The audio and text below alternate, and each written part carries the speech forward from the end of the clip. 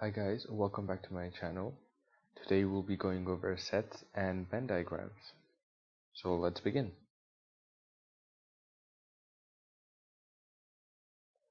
So first up we have a definition of a set.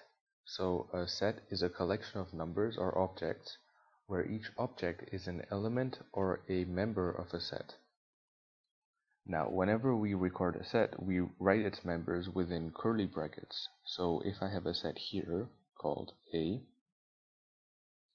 I will write all of its members within curly brackets. And I will separate each member or each number inside the set with a comma. We refer to sets using capital letters so we can refer to it more easily.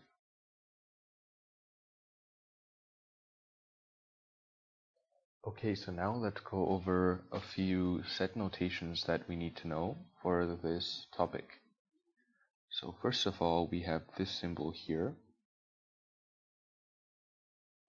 and this represents that something is an element of.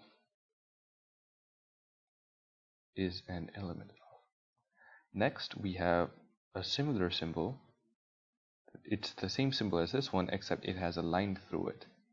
And this represents is not an element of.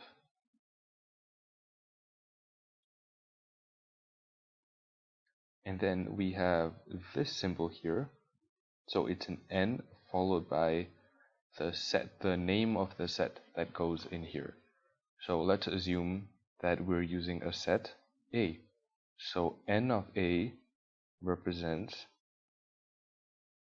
the number of elements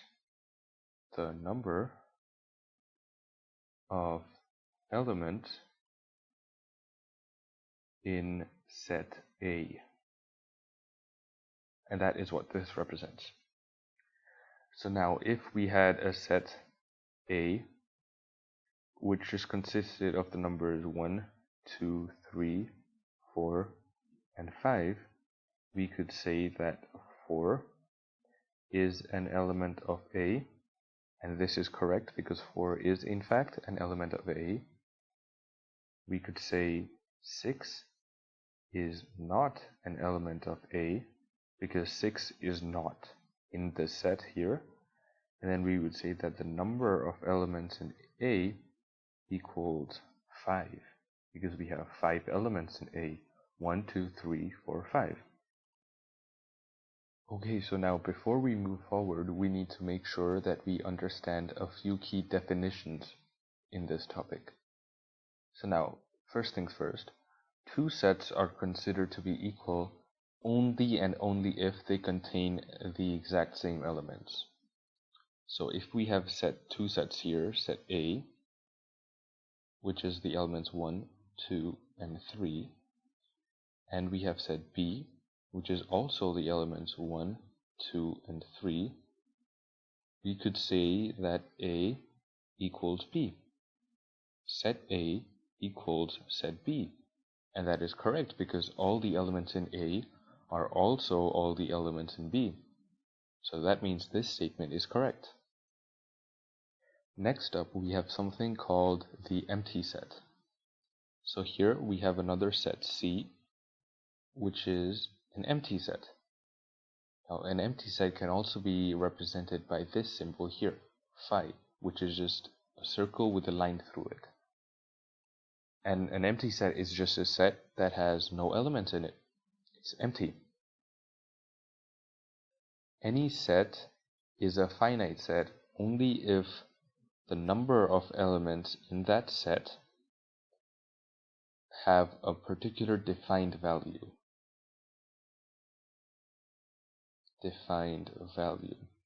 So only and only if this here, the number of elements in a set, has a defined value, only then will this set here be a finite set. If the number of elements in a set does not have a defined value, if this set here has an endless number of elements, then we say that it is an infinite set. We say that it is an infinite set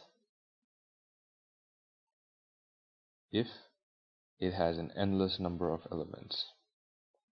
If it has an endless number of elements.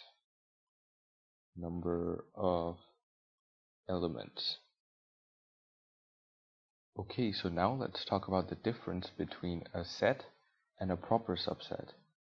Personally, the difference between these two, for me, was very hard. I always used to mess up questions regarding the difference between a subset and a proper subset. But now I understand the difference, so I'll be able to explain it to you really well. So, set A, so let's say we have a set A, and it contains the elements 1, 2, 3, 4, and 5. And we also have another set B, and it also contains the elements 1, 2, 3, 4, 5. And we have a third set C, which only contains the elements 1, 2, and 3. So now, set A is a subset of set B, only if all the elements in set A, if every element in set A is also an element in set B.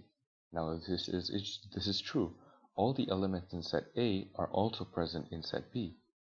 So therefore we write A is a subset of B. And this symbol here, this is the correct symbol that is used to represent a subset. This can be interpreted as saying, for every element in X, for every element in set A, that element is present in set B. Then we also have something called a proper subset. And here we will say that set C, this set here, is a proper subset of set A. And the symbol used to represent a proper subset is this symbol here. Now the difference between a proper subset and a subset is that this set is a subset of A because all the elements in set C are present in set A, but not all of the elements in set A are present in set C. So if I were to explain it out slightly better, set C has the elements 1, 2, and 3. And set A also has the elements 1, 2, and 3. But if you look, set A also has the elements 4 and 5. But set C does not have 4 and 5. Therefore, set C is a proper subset of set A, whereas A is a subset of B because all the elements of A are also in B. Okay, so now let's talk about intersection and union. So the intersection of any two sets is the set of elements that are present in both of the sets. So let's assume we have a set here, set A, which is elements 2, 4, and 6. And we have a set B, which is elements 2, 3, and 4. So now the intersection of these two sets is the set of elements that are present in both of these sets. And the intersection of these will just equal, so the intersection of these will just be 2 and 4. 2, 4. The intersection of these two will be represented by this symbol. A intersection B will equal 2, 4. And this symbol here, the n-looking symbol, this symbol here represents the intersection. Now there may be certain cases where the two sets do not have any common members. Those sets are called disjoint sets. Disjoint. Or they can also be called mutually exclusive sets. Mutually exclusive sets. And this is only when the two sets have no elements in common. Okay, so the union of two sets, of any two sets, is the set of elements that are in either of the sets. So if we had a set A here, which was just 2, 4, and 6, and we had another set B, which was just 2, 3, and 4, the union of these two sets will be the set of elements that is either in A or in B. So the union of these two sets will just be 2, 3, 4, and 6. And notice here how notice how all of the repeated elements and objects of these two sets are just written in once. So the correct terminology to write down union is this: A union B equals 2, 3, 4, 6. And this symbol here, this U, represents union. And elements present in both A and B will be included in the union of these two elements. Of these two sets, sorry. So let's look at one last thing before we get into Venn diagrams. There is something known as the universal set, which is represented by the symbol U. So we have something called a universal set, which is represented by the symbol U, which is the set of all the elements, that we are considering.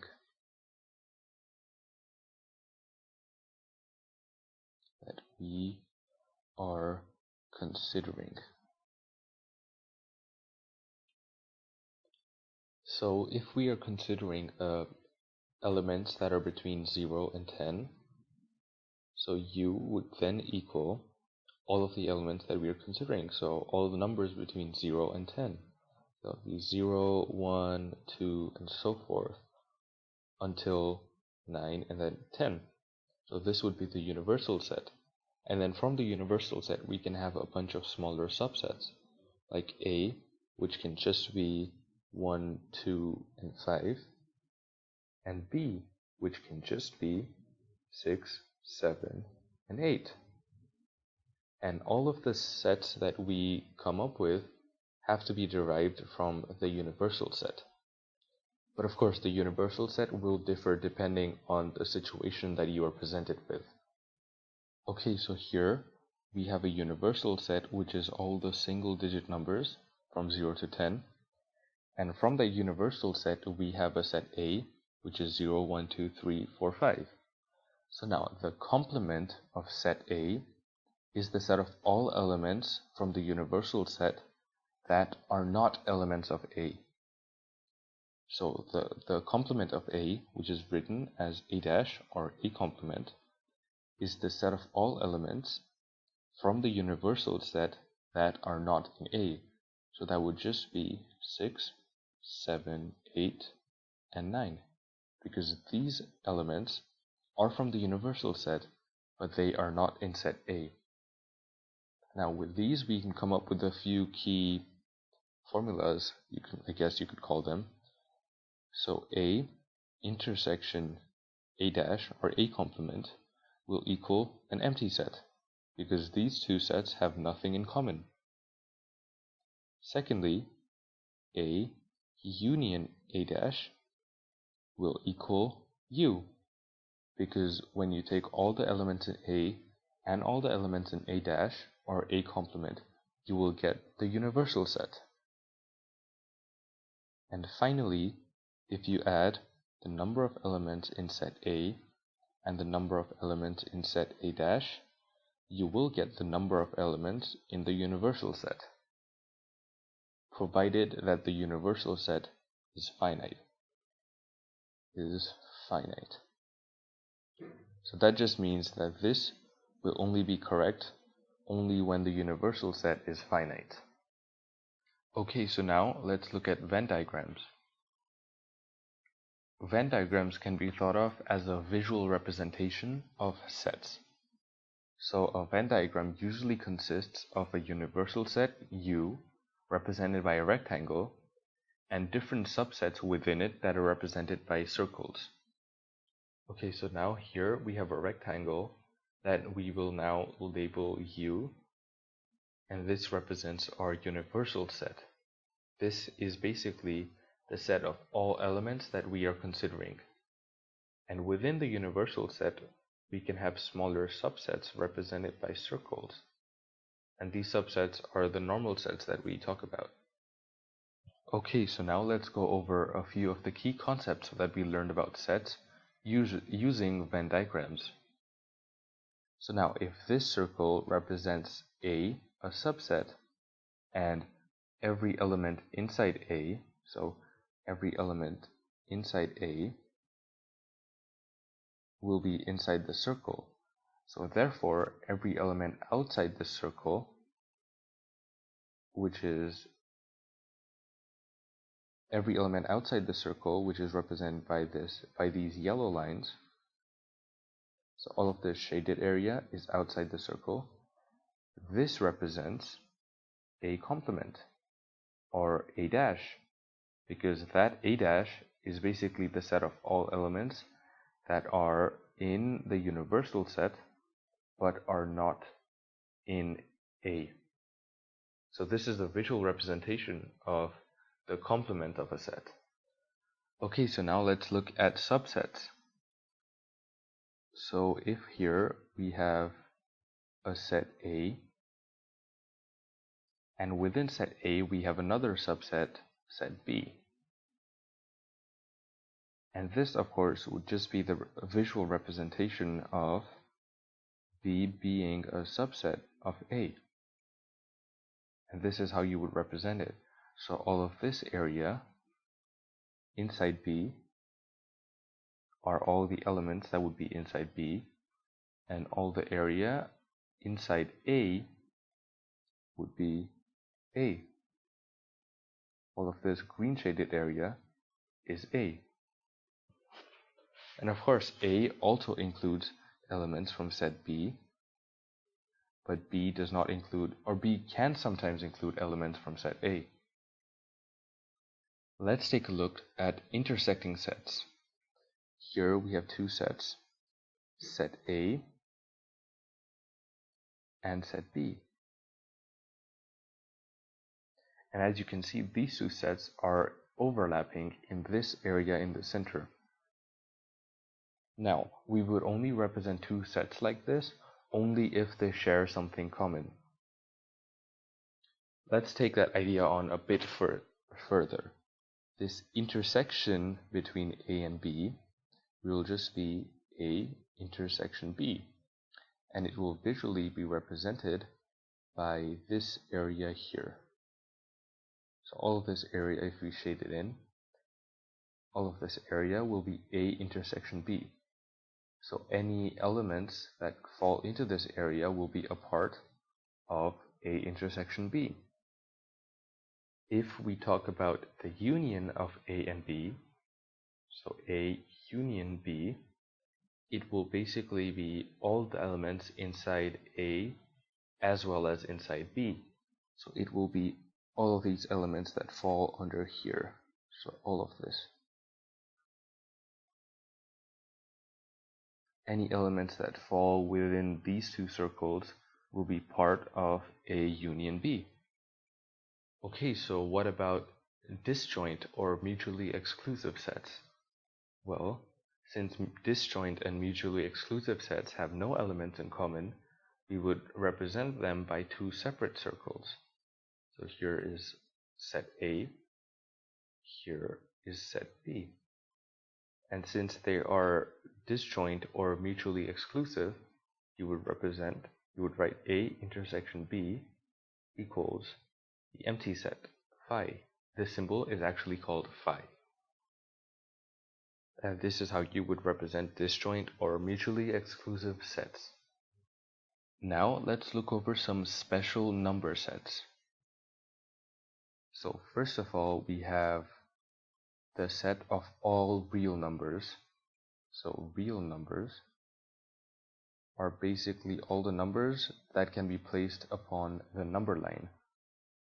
Any number that can be placed upon the number line falls into the category or the set of real numbers. This set is represented by the letter R. Following this set, we have the set of all rational numbers. So, rational numbers. And this is represented by the letter Q. And a rational number is any number that can be written in the form of P divided by Q. Any number that can be written in this form is considered to be a rational number. Now, because we have rational numbers, we also have something called irrational numbers. And irrational numbers are represented by Q dash. And irrational numbers are any numbers that cannot be written in the form P by Q, P divided by Q. Any number that cannot be written in this form is considered to be an irrational number.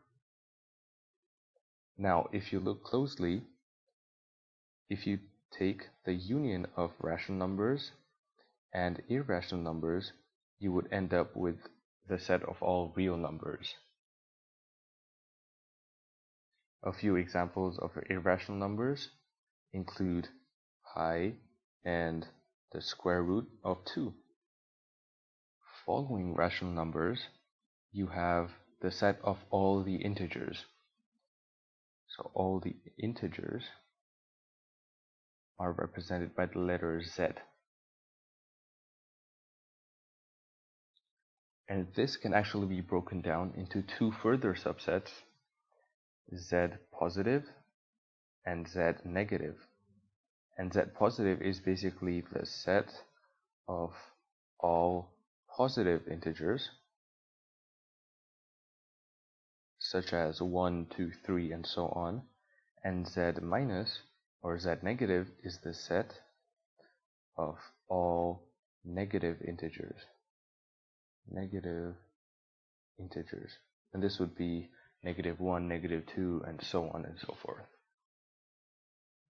And now if you take the union of Z plus and Z minus, you would end up with Z, the set of all integers. Now finally, we have the set of all natural or counting numbers, which is represented by the letter N. And these are basically all the numbers, so N consists of 0, 1, 2, 3, and so on. And these are all of our natural or counting numbers. Now, if we were to represent this visually, we would first have a big set of all the real numbers, followed by a subset of all the rational numbers, followed by a subset of all the integers, finally followed by a subset of all the natural numbers. Okay, so finally let's go over a couple of the notations that we will have to use during this topic. So first and foremost, we have the interval notation, which is written as such. So the interval notation is this. So first we have x, or whatever the numbers that are inside our set. X belongs to z, followed by a bar, and then the range for all the values of x. So this basically says that x belongs to all integers, and x is between -3 and 5. So that just means x is the set of -2, -1, 0, 1, 2, 3, and 4. And this is how you would write this set in interval notation. Interval notation is very useful if the set contains a large or infinite number of elements, because listing them like like we listed the elements here, would be very time consuming, and this is where the interval notation comes into play. Okay, so finally we have bracket notation, and this can be best explained with the use of examples. Okay, so here we have 4 different sets written in bracket notation. So first is inward bracket A, comma B, and then the bracket facing inward. And now note that the bracket facing towards the number represents the less than equal to sign. Now if you look at the one below this, you have B with a bracket facing outwards, and this represents a less than sign. So whenever the bracket is facing inwards, it is a less than equal to sign. So here it's facing inwards. You have a less than equal to sign here. And here it's facing outwards. So you have a less than sign. And this can be basically used to denote a range of numbers where x could occur. And this is a shortened form of writing this. So technically these two are the exact same things, but they're just written out in different ways. This is slightly hard to understand at the start, but we will get back to this in the next video where I'll be going over some example questions regarding this topic. So thank you for watching this video, and I hope you enjoyed it. If you have any feedback, please feel free to leave it in the comments below, and I will get back to you as soon as possible. In the next video, we'll be going over some practice questions, especially regarding the difficult aspects of today's videos, such as the bracket notation. I hope you enjoyed this video, and I'll see you next time. Thank you.